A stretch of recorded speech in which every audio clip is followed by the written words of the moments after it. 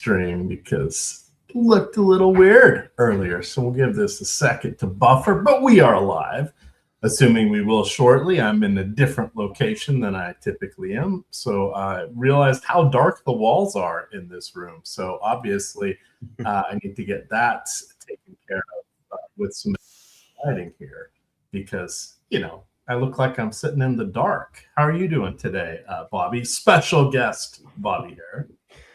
Doing great. We got a fun little 5-game slate on deck.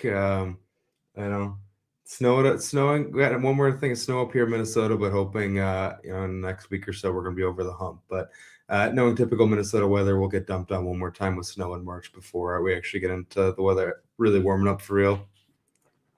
I had not realized you're in Minnesota. I don't think I asked that question. So as a Seahawk fan, I want to say thank you for polishing up Sam Darnold. That worked out well for the 12s here this year. Different. Normally I get to make fun of Lindquist or Neil Orfield. So there's a lot of Minnesota fans here. Now it's you. Yeah, I mean, there's a different way that Minnesota Vikings fans get kicked in the pants every single year. A guy that we let go winning a Super Bowl is a new one, though. Oh, always a good time. So did you grow up in Minnesota? Yeah. Okay. Yeah, I've been in Midwest my whole life. Grew up in Minnesota, live 10, 15 minutes actually from where I originally grew up. I got my undergrad at the University of North Dakota, so I decided to go somewhere even colder for a few years during college. But yeah, glutton for punishment as a Minnesotan and Vikings fan especially. All right. Well, I that's about all I got. I've got the Mariners who have never actually been in the World Series, so I don't have many other sports. It makes you feel any better, even if you would have made it to the Super Bowl or the World Series, you guys probably would have lost to the Dodgers too. Yeah, little bit of a buzzsaw, but that means MLB DFS is right around the corner. We've got NBA tonight, so slightly different slates here as we are gathering everybody in. We've got about 400 or so watching. Please do hit that like button and subscribe, of course, so you can be aware of all the content when it goes live. Just hit that notification bell. It gives you a little pop-up so you don't miss anything here. We've got. Let's look at there's one. So DraftKings is excluding the final game of the night. That's the 9:00 game. It is Orlando at the Clippers. We are that is on FanDuel slate. So we'll kind of talk DraftKings and then we'll circle around with FanDuel. Most of our content or most of the analysis is going to hold true on either side. There's just some salary differences and a few position differences that will change things up a little bit. Key injuries in our first game that is tipping off here at 6:00 Eastern.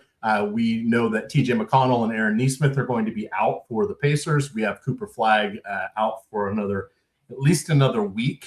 It wouldn't shock me if Dallas shuts him down because it's tank time, and we have two teams tanking against each other here. The Pacers made the Wizards win 2 games, so they've got to be feeling good about themselves.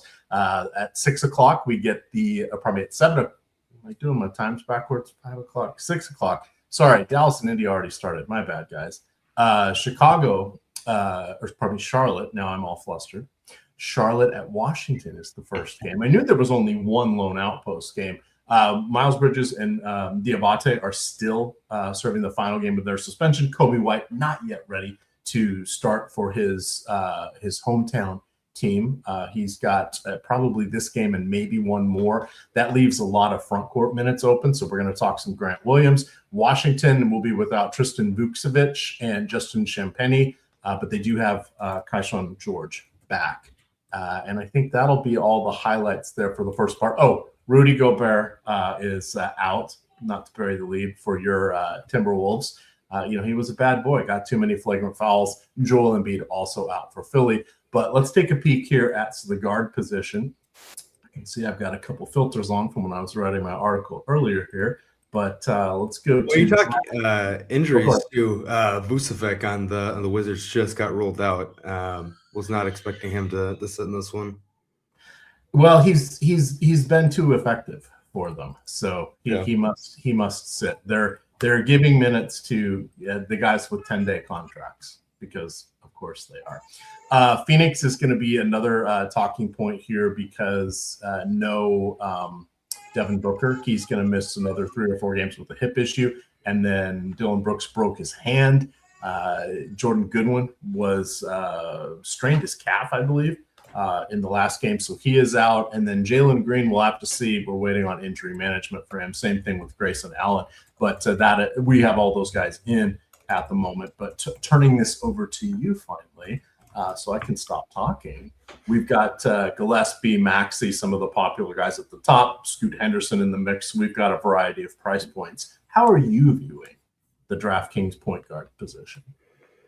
Yeah, I mean, standing head and shoulders above everyone else is going to be Tyrese Maxey and Colin Gillespie. I mean, especially if we see Jalen Green sit in this one, which I do think there's a decent shot that he sits on back-to-back after playing big minutes on Saturday. I mean, his role is going to look even better if both Jalen Green and Devin Booker are out. So, like, when I look at the point guard position, I think far and away Tyrese Maxey sub 10K without Embiid and Paul George and Colin Gillespie are by far the best 2 plays at the position. So, I mean, I think those are the 2 building block plays, and they're definitely projecting for the most ownership as well. I mean, I don't know if you see the position any differently than that. I can dive into some of the other plays that I like at the position, but I think we have to start there, that Gillespie and Maxey are far and away the best 2 guys at the position. Yeah, and Maxey's been a talking point in this will be the 3rd consecutive slate for him. So this is third game since the All-Star break in 4 days there. But he's doing everything for Philadelphia. He's top 5 in points, steals, and leading the league in minutes, putting up career highs kind of across the board. So he is the foundational play, but there can be pivots here. The other interesting one I found was LaMelo Ball. So Charlotte has done a nice job, though they lost 3 of the last 4. They were coming off, I can't remember, it was an 8 or a 9 game win streak there. They are making noise and climbing up in the playoff ranks here, likely to escape the play-in tournament. So we've got LaMelo Ball going against the dilapidated Washington Wizards. What do you see for those secondary plays off the main guys at the top? How would you counter move where the field is going to be with about 40 and 50% ownership on those top 2 guys? Yeah, I mean, I would love to play a sub 9K LaMelo Ball against the Wizards, especially with Bridges out, but the minutes are just so hard to trust from night to night. We've got him projected for just under 30 minutes right now. I mean, I guess you could get unlucky with a blowout script on top of that, because at times when the Hornets are playing well, I mean, they've ran teams off the floor at times. So I mean, I think LaMelo is a total large field type of play where if he gets you 50 at low ownership, even like being hyper efficient in 30 minutes or a little bit less than, it's possible. But I just at that price tag and the minutes, I'm not dying to click on LaMelo Ball, but at least he's low owned. I think I'd rather go to Brunson at about the same ownership where I know I'm going to get the minutes. You've got Mitch Robinson out as well, which that's not a huge, obviously, usage bump to Jalen Brunson, but it just makes the Knicks play a little bit smaller potentially with some of those lineups. And I know we'll talk about Cat and that center position in a little bit. So I mean, I think that Brunson and Ball are 2 possible pivots off of Maxey, but for only $500 to $600 less, like Maxey's just so much far and better a way of play. So I don't love the pivot options, but I think those guys both have upside. I would rather take a shot on Luka at sub 12K. I know a matchup against the Celtics and their tough perimeter defense isn't the best spot in the world, but a sub 10K or 10% Luka at sub 12K is definitely interesting. So I've got some interest in Luka. If Denny Avdia gets ruled out, then Drew Holiday he's good either way, but looks like an even better play at 6.6K. Scoot's good with his limited minutes, and you can't project him to keep playing this efficient. But Jose Alvarado has been absolutely nuking for the Knicks, and I think he's a decent value.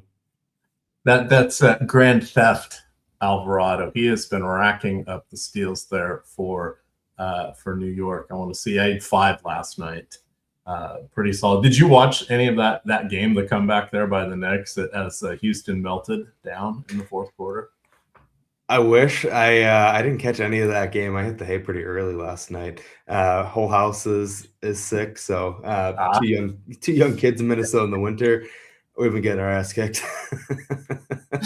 Gotcha. Yeah, it was like 33-15 was the fourth quarter. It was most of it happened in the last like 4 or 5 minutes. It was pretty exciting to watch. I didn't really have a dog in the fight, especially after Devin Carter barely played last night and had him on about 60-70% of my lineups across the sites.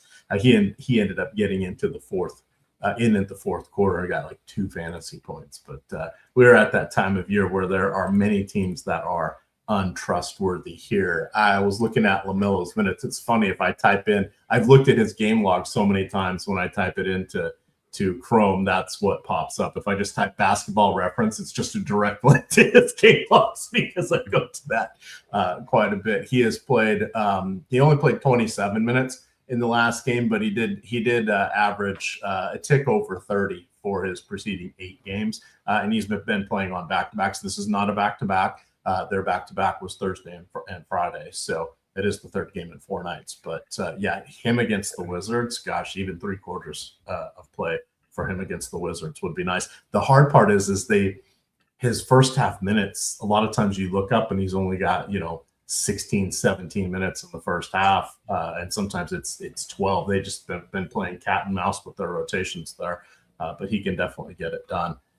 Yeah, it's just weird. Even when it's not a back-to-back, you would have thought after the All-Star break, plenty of rest, the team's actually kind of playing for something, and kind of inexplicably is playing sub 30 minutes. So I don't know, he could pop and play 32 minutes tonight, and I wouldn't be stunned. It's just really tough to click ball if you're making it ball versus Maxi, and only talking about $600. Maxi should be well over 10K with all the guys out for Philly. All right, I've got up on the screen here. This is the Josh Engelman creation. Popcorn Machine was last updated January 19th. So fortunately, Mr. Engelman has been in the lab, and he has created an even better version of it. So you get the games, or probably the score differential here. You can click on players and see how the rest of the players performed when they were on the court. Very cool stuff. A lot of stuff you didn't realize you wanted and actually needed, but this is pretty nifty. If we look here for LaMelo Ball, we can see that he played 6 minutes in the first quarter, and then he played 5. Let's call that almost 7 minutes in the second quarter. So that's just 13 minutes. That's the one worrisome part.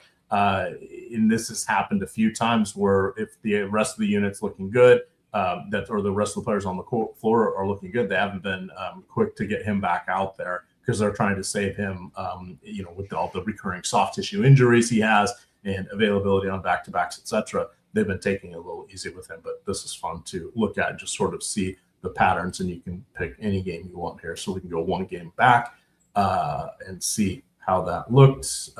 Played about the same. Got his 7.5 minutes. His second stint was 6.5, and then he played the last part of the second quarter. So it looks like that's what they're going to be doing, potentially, if the trend is our friend. So that is available with the Stokastic NBA Max package there.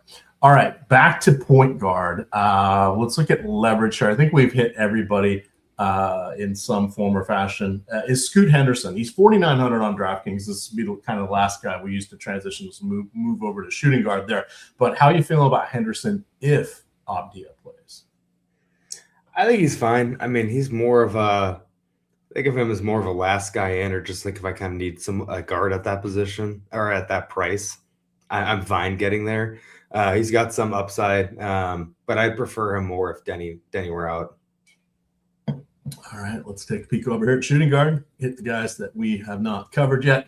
You sort of touched on Jalen Green. We'll have to wait and see what happens. He did play. God, didn't he play like 34? That's like near 40 minutes. I think it was like 37 minutes. Yeah, it was a big number.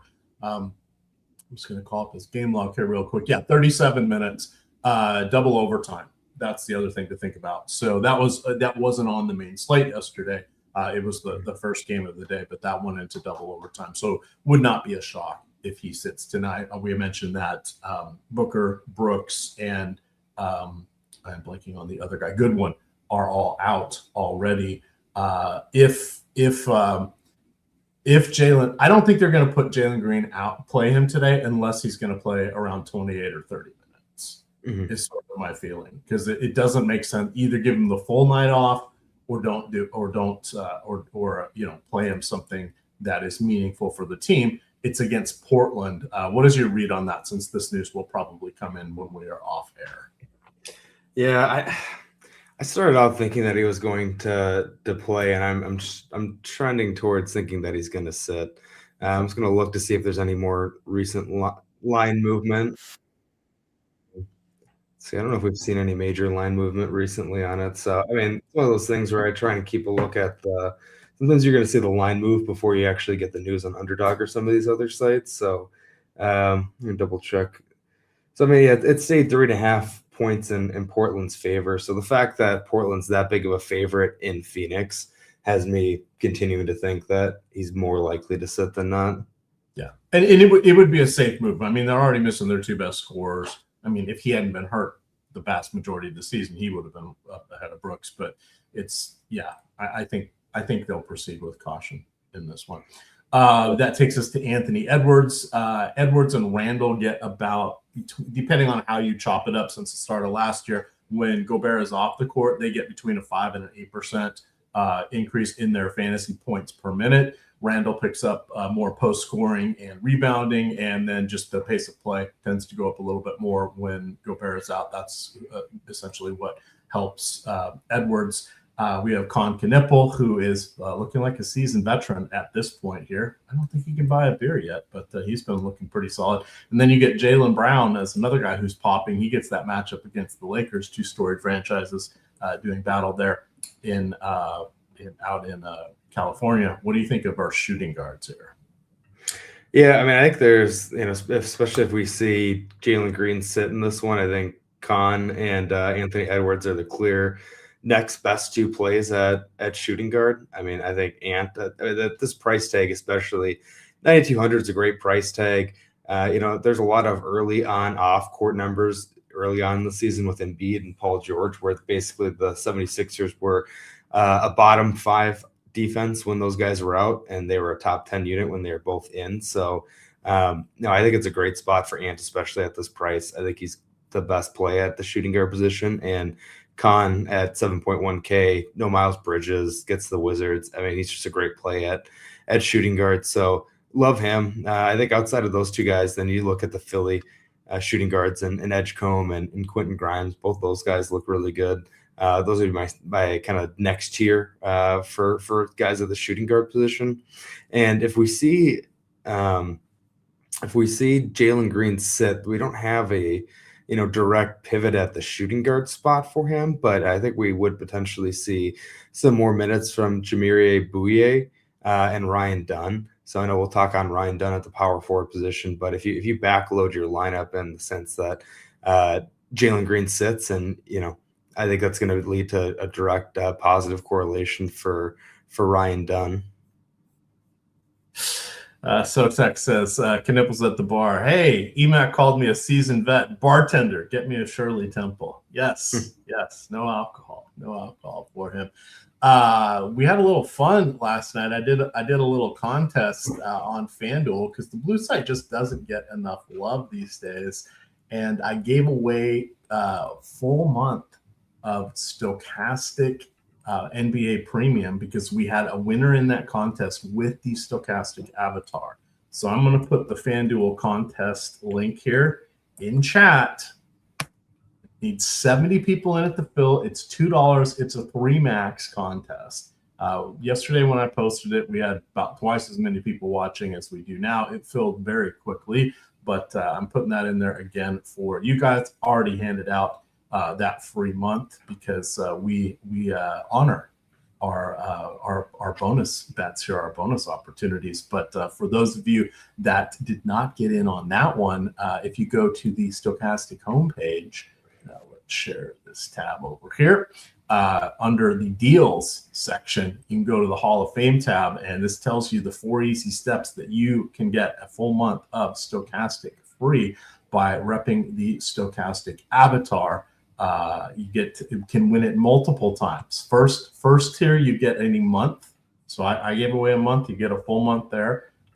If any sport of your choice, win it a second time, you get another month, and then you get a week of another sport. Win it 3 times in a year, and you get a full month of Sims access, of all access, every sport. So check that out. It is a pretty good deal. All right, back over here to shooting guard. Yesterday we had Chris Spags on, and he opined with Grimes and VJ Edgecombe. He is secretly a Philly whisperer. You mentioned they're kind of on your radar a little bit. Significant price difference between the two of them, which keeps the fantasy point per dollar ratio close from that comparison standpoint. But do you have a preference? Would you take the savings, or would you lean towards the start with Edgecombe, who should be in a decent rebounding opportunity here without, or around the rim without Embiid and Gobert playing in this one? Yeah, I prefer the savings with Quentin Grimes a lot. A lot of that's because I want to jam in Maxey, Ant, and Cat in lineups where I can. So it's more so, not that I think that VJ is not a good play, but it's just more so I want to spend the money elsewhere a little bit more than I want to prioritize VJ. All right. Anything else you want to mention here? Nothing else really jumps out at me at the shooting guard position. I think Ao Decimu is projecting for a little bit of ownership, but I'm not super excited to click him. I think that point guard, shooting guard are kind of similar, where the best plays at both positions are going to soak up quite a bit of ownership, and I'm having a hard time getting away from them. All right, I just was buying some time so I could drop this link into our Discord as well. Okay, so let's move over to small forward. We will, I see there's a super chat there from Jeremiah Johnson. We will get that one here. We'll kind of wrap up and do a look at FanDuel, but the Brandon Miller this is very flat today on DraftKings. You've got half a dozen players between 14 and 20%. So this is kind of where differentiation can be found at our small forward position. A couple of the guys do have multi-position eligibility. Royce O'Neal would become more appealing the more people that are missing in Phoenix. We hit on Jaylen Brown just a little bit, but take us from the top here. How are you feeling about Brandon Miller? Is he going to find his shooting range? He's certainly the sublime matchup against the Wizards. Yeah, I think that Miller's for sure the best play at small forward. Small forward is definitely the weakest position on this slate. You've got a few guys that are shooting guard, small forward eligible that will kind of mix in there outside of some of the other guys mentioned. But Brandon Miller's for sure the guy that I'm most excited to click on. But there's a lot of other guys that I do want to spend my salary on. Especially you've got the Gillespie, potentially some of the guys in Phoenix in the 6K range, Maxey, Ant at a low price tag, Cat is at only 8K. Like, there's just a lot of spots where I do want to spend the money. So that's the only tricky thing about getting to Miller, is prioritizing some of the other spends on the slate. So, it's a weak position. I don't mind potentially trying to go a little bit cheaper here and save money elsewhere. So, Jaylen Brown's okay. That's up top as well. Patrick Williams is a pretty nice salary saving option at 3,500. Not a click I'm excited about, but it's a lot more about what it gets me than it is about me being excited about clicking on him. So, I'm very tempted, if I'm not playing Miller, to kind of want to punt this position or find a cheap guy, because there's not a lot to like here. Yeah, it's kind of, I'm surprised we're not seeing about 30-35% on Miller and Brown, just because this position is so weak. But I think this is where you can really make your stands today. The case for Williams and Colin Sexton, they would have been a lot more appealing if Josh Giddey would have been out, but he is, I believe we got news that he is playing today. Giddey is in. Anthony Simons is out. Surprisingly, Jalen Smith is playing on the back-to-back. So I was hoping things would be thinned out just a little bit. They are 10-point dogs. But no Ivy. He is out for 6 or 7 games on the articles I was reading this morning. So, yeah, I wanted to talk myself into some of these guys, but I guess we will just be accepting a sprinkling. Is that how it goes? I don't hate any of them. I just don't like them.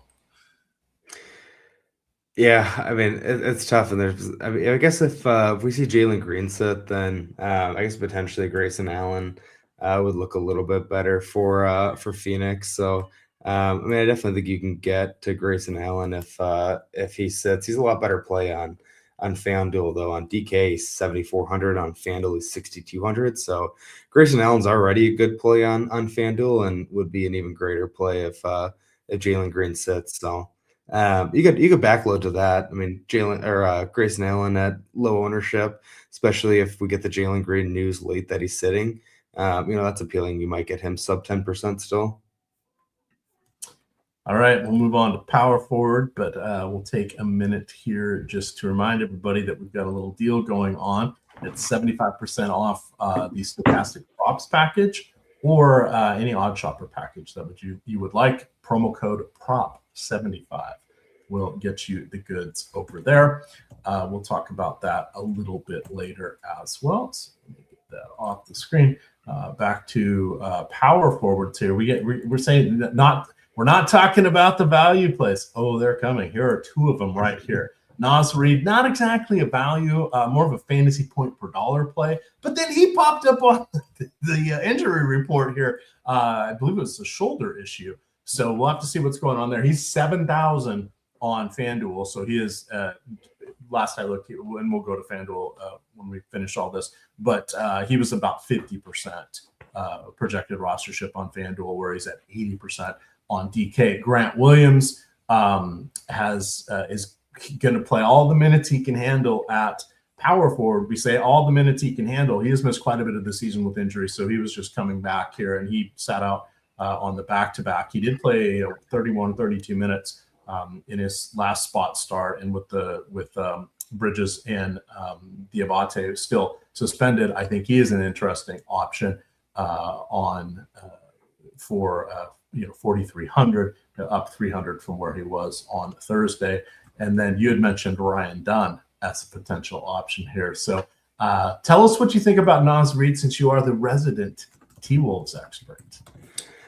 Yeah, I mean, I think that he's going to play. I don't think that Naz Reid is going to dramatically shift the spread, but the spread's gone 1 more point in the direction of the Wolves. So considering that Gobert's out, if he were to be without Gobert and Naz Reid, that combo, I would assume that this is a little bit closer than a 9.5 point spread. So the spread tells me that I think that Naz is going to be in. I don't think that it's a lock. And it won't be the first game that locks, but I mean, if Naz is sitting, then you're going to have even a little bit more value plays and things open up in Minnesota. So, I don't hate just, kind of pivoting on that news point. You're probably not going to have a ton of guys on the Celtics and the Lakers unless you're going up as a contrarian spend to someone like Luka or Jaylen Brown.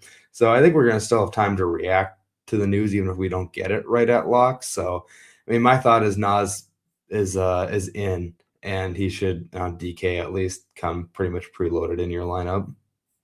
Yeah, that definitely makes sense. I see someone asking in chat, isn't PJ Hall backup Kalkbrenner? Yes, Grant Williams will start with Kalkbrenner. It'll be PJ Hall, Saldine, and I'm blanking on the other. Oh, maybe they'll dust off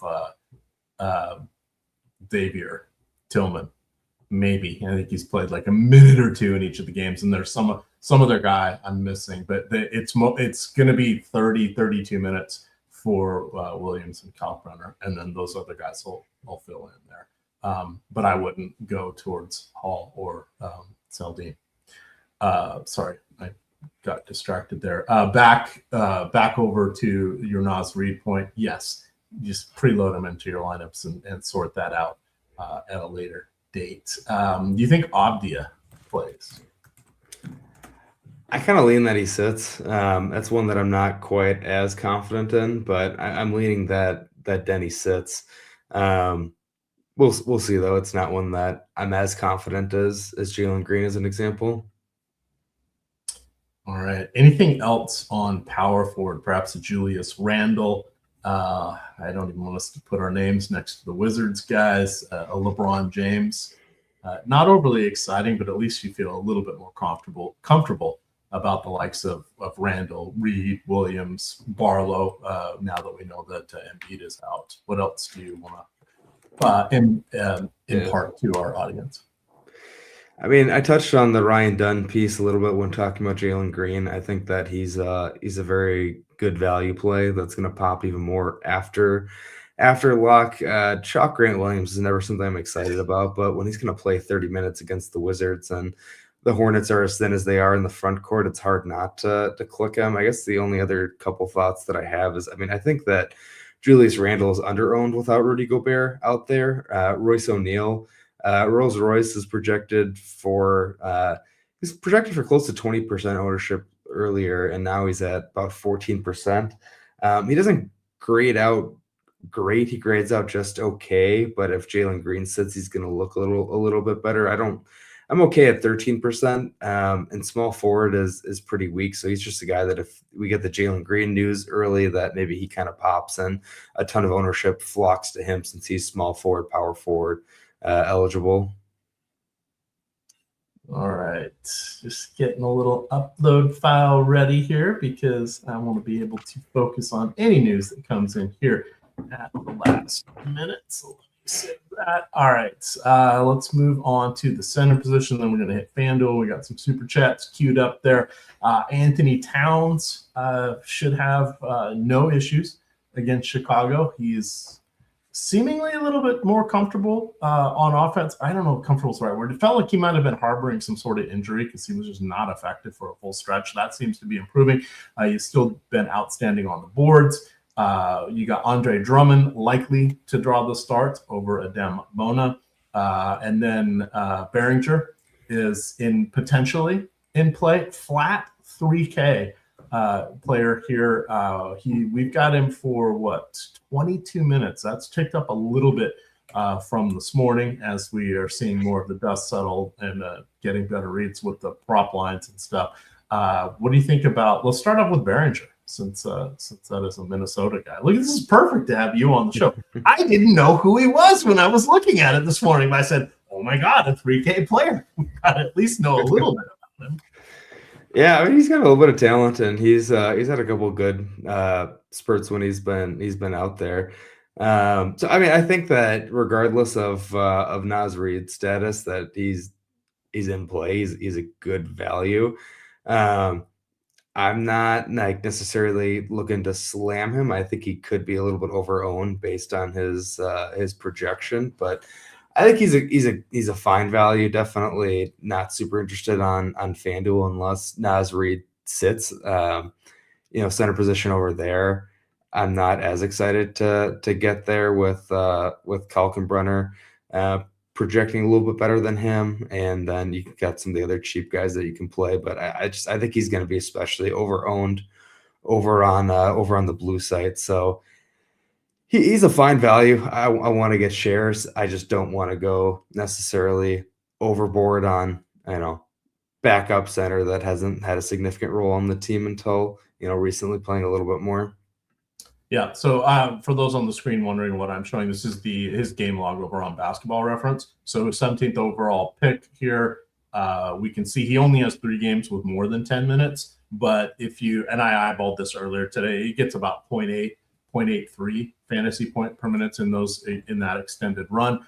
We've got him for almost 0.9 fantasy points per minute. That makes sense when you consider his limited time and the ability to get blocks and rebounds.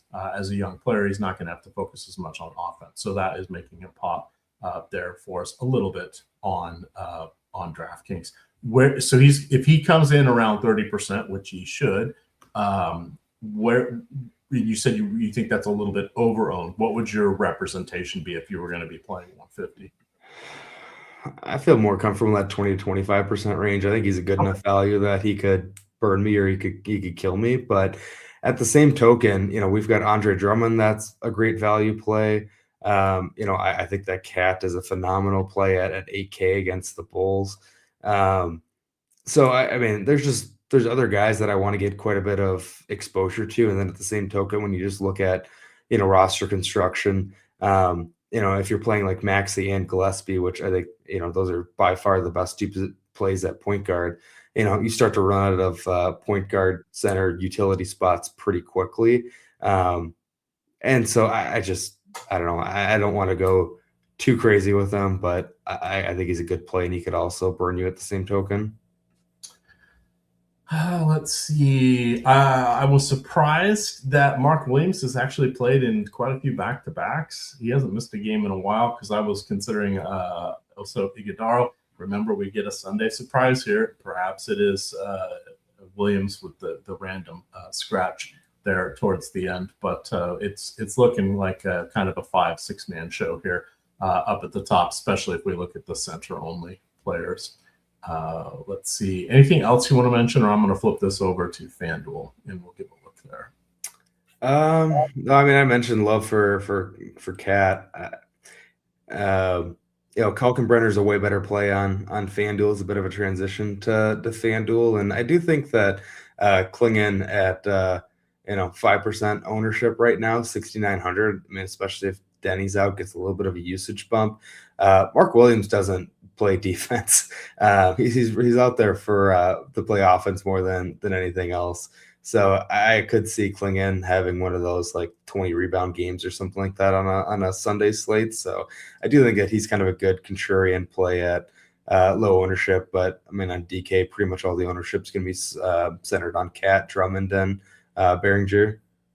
Yeah, potentially Klingon will find the going easier than he did in his last game against Denver. He was at his hands full there with the 3-time.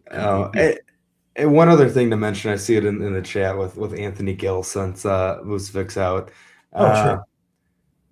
I mean, he doesn't project that great. I think the Wizards' rotation is going to be an absolute nightmare.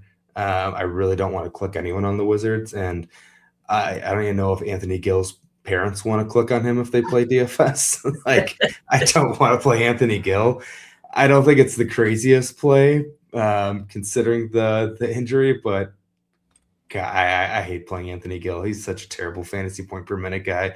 He's probably going to crush now that I'm talking crap about him, but I definitely am not a fan of the play. Yeah, I'm not either. And if you go look at recent Wizards box scores, the opportunity has been there for Gill because they were only playing Vucevic, 14, 15, 16, 17 minutes.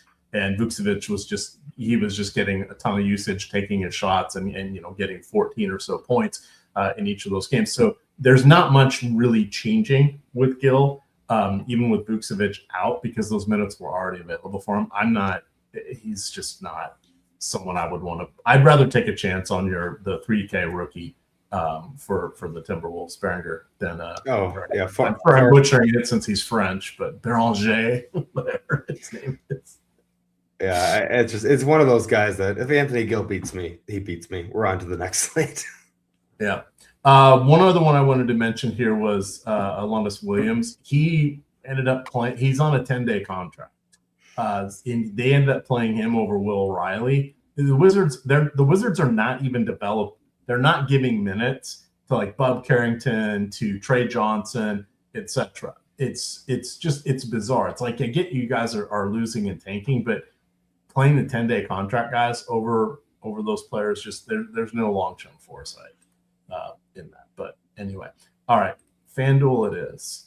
So we had a question of let me filter here on the super chats. What are the favorite plays on FanDuel, and is there a low-owned player that we think goes off? So we'll just quickly go by position here. Gillespie's really going to pop on FanDuel because he fits into 4 of the 8 salary or positions. there.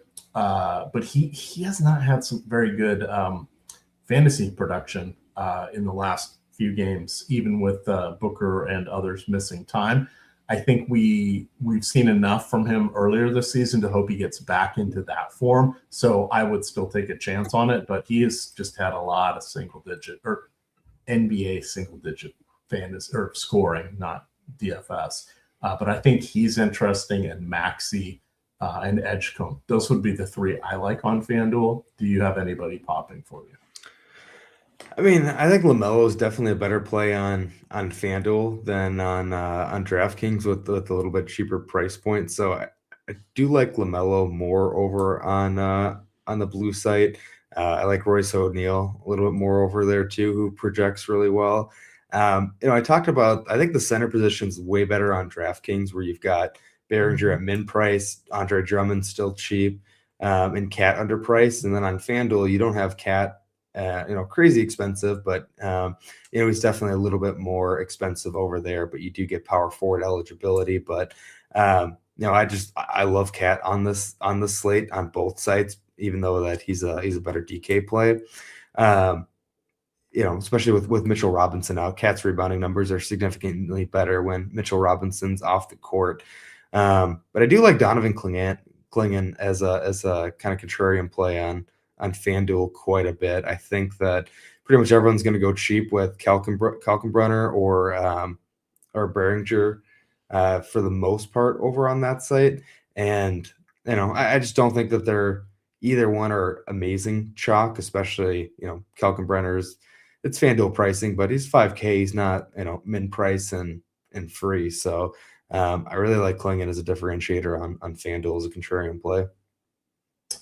All right, let's quickly look at the other positions here. A lot of overlap there. Small forward, Jaylen Brown. Shout out for, if you want to be super different, get to Luka Doncic. I'm going to go for probably 15% Doncic in my lineups here. I'll build those out in just a second here.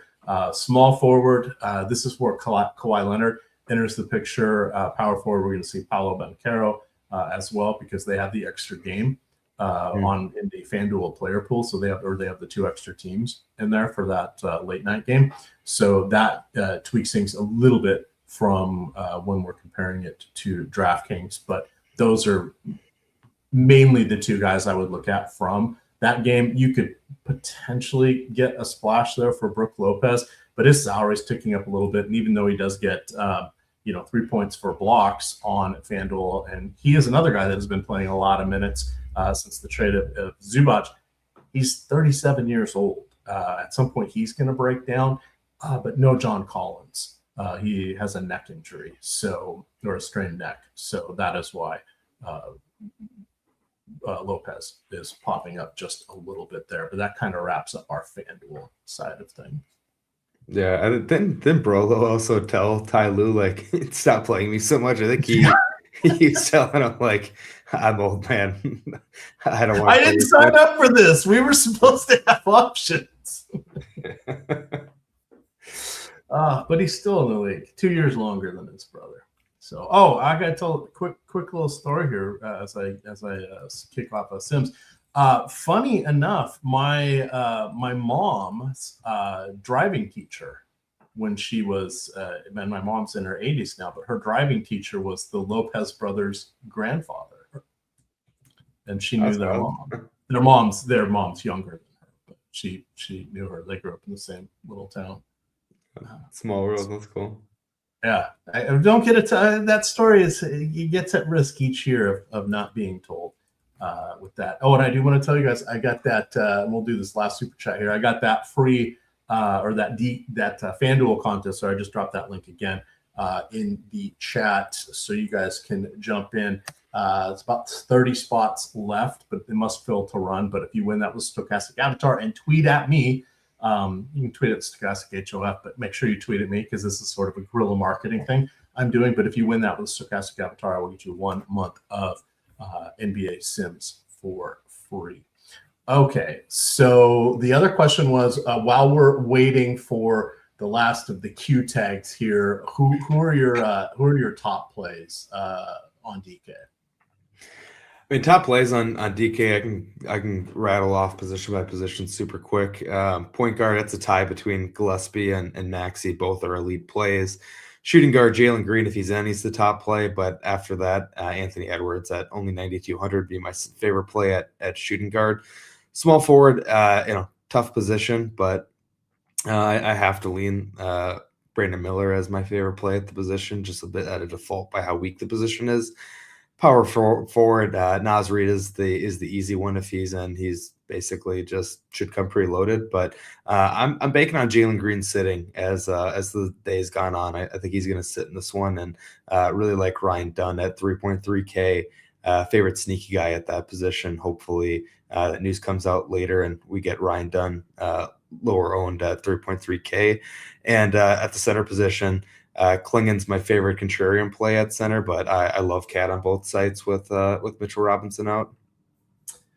All right, so popping up here, you can see it as well. So this is FanDuel. It is just slamming in Jalen Green, Royce O'Neal, and Grayson Allen. So as you mentioned, Green and Allen, they have those Q tags there. I'm going to put them at 50%. That's still above the field, but I'll have time to readjust. And I agree with you. I think they're probably on. I think Green at least is probably more likely to not play tonight. But here's an interesting one. Kalkbrenner is coming in 66%. Even though it's against the Wizards, that feels pretty rich. I mean, we do have for almost 30 fantasy points, but I don't know. I don't feel good about being above the field. What would be your take on Kalkbrenner? Now that we're putting real dollars behind our positions. Yeah, I mean, I'm not comfortable. I'm definitely a little uncomfortable with how high owned he is on FanDuel, but I get it. I'm not crazy about the click on DraftKings. So I mean, it's one of those things where center's weak enough over there that I kind of take a cop out and say I want to be even with the field.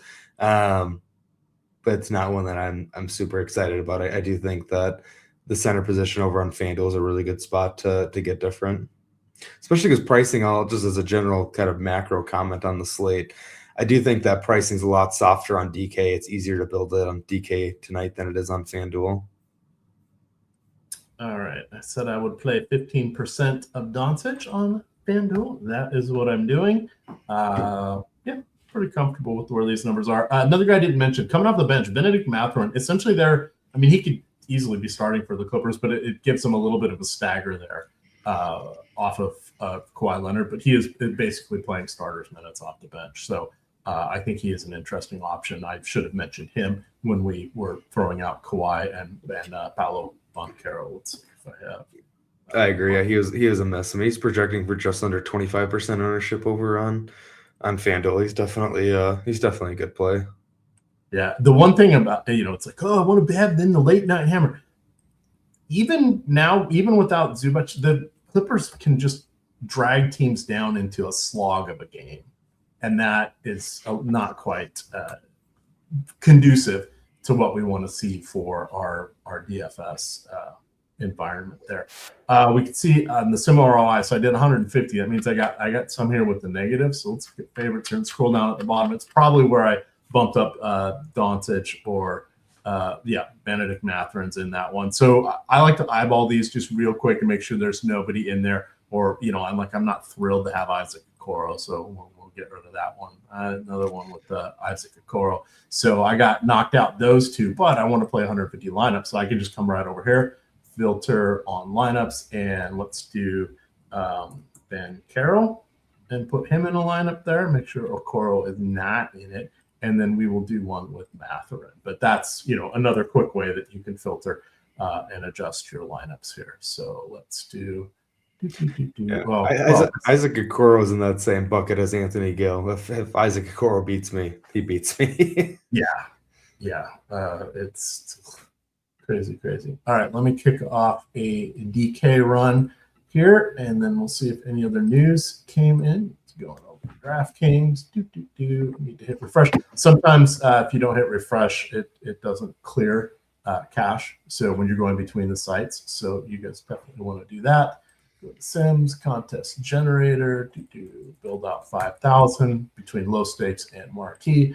Kicking that off. Boy, so much Kalkbrenner. I'm just gonna have to live with it. Sometimes we do things we don't like. Is this an eat your vegetables moment? Well, man, I'm looking around for any Nas Reed news, and the note came out while we were on the show a little bit earlier, but Finch said that he's a game time decision, for what it's worth. So it wasn't necessarily a very conclusive or helpful quote, but it sounds like he's at least truly questionable based on that note.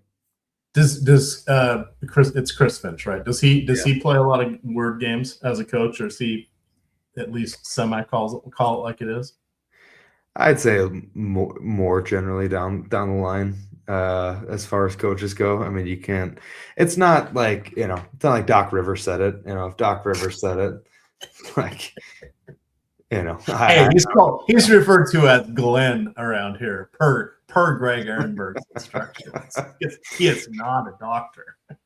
Yeah, Glenn Rivers is as far as coaches to not like in the league. I mean, the combination of being unfriendly for DFS and just being your typical retread coach hire, can't stand Mr. Glenn Rivers. Yeah, I will give him a shout. He did have to navigate some tricky waters there with the whole meltdown of the Clippers organization. He kind of de facto became one of the decision makers for that odd stretch when they were getting rid of their ass out of an owner. But yeah, well, yeah, that was wild times thinking back on that. But then he brought Darvin Ham. Can't stand Darvin Ham either. So the combination of Darvin Hands in his pocket ham and Doc Glenn Rivers is not a great is not a combo I'm excited about. But I've got one Glenn Doc Rivers story that I do think is a funny one. Lou Williams was giving an interview once, and I saw the clip of it that apparently Lou Will had a little bit too much fun one night in New York. I think they were playing at Madison Square Garden, and club lights came on. He's still out there. And he gets to the arena, and he's still drunk. And so he comes in, he's telling the story, and he's got multiple turnovers in the first quarter. And he's just like goes up to Doc and is like, no BS, like, Doc, I'm hammered. And Doc's like played him the rest of the first half, and then he got hot and like helped win the game. I think he had like 25 points or something. Lou Will tells the story better than I do, but that was one of those where I was like, all right, that's pretty awesome. That is, he was going to get his punishment, but it actually worked out for everybody involved. Yeah, crazy. All right, so make sure we don't have any other super chats here as we're getting down to the wire. Did we give the nuke? I'm not going to play the graphic, but do you have a nuke of the night? I'm going to go low owned with my nuke of the night play, and I'm going to go with Kling Klong, Donovan Clingan for Trailblazers. I think he's a good shot. Then he sits, and going up against Mark Williams and the Suns, I think he's a big game. All right. God, I did this on last Saturday before the All-Star break. I chose Luka Doncic as my nuke of the night. I'm doing it again. I'm doubling his ownership. I think that qualifies as a nuke. I'm earmarking my hard-earned dollars. You know what? We're going to get to 25% on DK just because you do get the double bonus there. Give him one more click. Put that at 25. All right. There we are. Who did you say? Clingan. I only have 2%. That's a good nuke. We'll get him up a little bit. I like your call out there. All righty. Get that in. 30%. That's a bit much. We'll go with a sedate 20, a respectable 20. All right. Let me get these uploaded here. Who's the new kid? Well, the new kid on the block. Would be one Bobby Hare. Bobby, tell them where they can find you on Tails. Let me get your wares up here. Yeah, I mean, doing shows here and there. filling in for some of the guys. Always fun to jump on the show with Emac and crew. But I was one of the main NBA content guys for RPS for about 3 years, and now over on the Tails, doing my own thing. I've kind of got my own little NBA package over there. So each slate, do a slate breakdown, player notes on each player, rank players, and do core plays. I have an NBA section in my own Discord over there too to answer and talk questions and stuff like that. So newer to the Stokastic streets, but been around for a little while, and most prominently at RPS for a while. How long did you play DFS before you ended up with the guys over there in front of the camera? I mean, I was playing, low dollars, but the draft street days in college. Okay, so you're a super OG then, yeah. Yeah, I mean, I even played the SI Kids free contest, like when I was little, against like my brother and some of the neighbor kids. So there wasn't really any money on the line when they were younger and stuff. But yeah, I've been in these streets for a long time. All right, I'm gonna upload this. The one guy I didn't see in my lineups is I've got Patrick Williams, but I don't have the Rando Williams for the Wizards here. I don't even want to guess his name. Aldonis. I don't have it in front of me. I think it's Aldonis, and I think someone actually asked in chat about what we thought about him too. Yeah, he's projected to play like low 20s, like 20 to 25 minutes. I just think that this Wizards rotation is an absolute nightmare and dumpster fire. I think you could do worse for value. I don't think he's the worst play in the world, but I'm not excited to click a single person on the Wizards. No, and so I wholeheartedly agree. So we do have the Wizards starting lineup. So Kaishan George I don't know if it's Keyshawn or Kaishan. I'm tired and can't think straight. Keontae is the other guy. It's Kaishan George. So they got Carrington, Trey Johnson, Koulibaly, George, and Anthony Gill are their starters. I don't feel safe with anybody, because even if we were going to be playing Vukcevic as the starter, we needed to understand that he was probably only going to play less than 20 minutes. So trying to take somebody off the bench like that is terrifying. I will say I have one Yahoo lineup that I'm rolling out. It's Alondis Williams. I am playing him in that. So I've got $46 in entry fees over there, so I am playing him there. But he did not come up on any of my other contests. I was gonna say I'm not gonna pretend to be familiar with what Yahoo's pricing looks like tonight. $10. $10 is like not all $10 players are created equal, because that's their floor. So even the shittiest of the shitty players are $10. It's basically like playing the rookie at 3K, the rookie center for Minnesota. Yeah, that makes more sense. And I saw that Mastermind Magruder had mentioned about a super chat in the chat. I had replied a little bit ago. I guess we didn't address it on air, but option number 2, I prefer the Rolls Royce con side of things. Thank you. Yes, we did miss that. So that was Mastermind, Edwards and Bona, or O'Neal and Knippel. I would go with the second. I mean, maybe if Bona started, you start getting a little bit interested there, but I would lean towards the second as well. It's only Royce O'Neal is already popping, and it's only going to get better for him if people are out. So, because then he can take 15 3-pointers instead of 10 tonight. All right. Any other last minute questions here? Malachar, I don't know that we're going to get our contest filled. We've got 2 minutes. I don't think it's going to make it tonight. Still needed 30 more people. I'm sad. I was going to give away another membership here, but such is life. No gifts for you guys. Starting 9 says he's playing him on FanDuel. Yeah, after getting burned by Carter last night, it's just a good reminder that we are taking chances, and some days even more wonky. And then there's the specter of Will Riley that they theoretically wanted to play. The coach, I wanted to play him more, but I didn't. Well, coach, that's you called. All right. That's going to take us up to a lock here. Remind everybody that Prop 75 gets you 75% off the Stokastic prop tool. Let's quickly take a peek at that as we wind things down. This is a lot of fun. You can filter by state. That works out great for me in Florida because I don't get all of the books. This has all the pick'em sites on it, and you can actually change the projections. If you think our projections are a little low or a little high, you can adjust those. You can adjust your mix between the stochastic projections and the market projections. So here we can change this to 50-50, and it goes and recalculates all of the probabilities for the available wagers. So if we were on a 100% stochastic, that's all our projections. 100% market, that would be using the OddsShopper Portfolio EV engine behind the scenes here. You can filter by game. This is a good way to make a little game stack for a same game parlay, but you can see here, you can come in and change the minutes. You can play around with rates if you want to. I let the experts stick with that.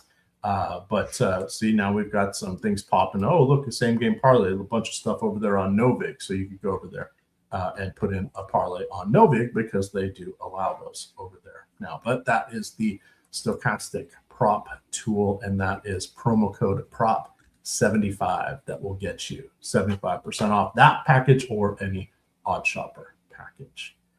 Final thoughts before we slide on out of here, and you get to go deal with a sick family. Yeah, everyone woke up a little bit. You want me to keep going here? We can keep going if you want to stay. But honey, I'm working.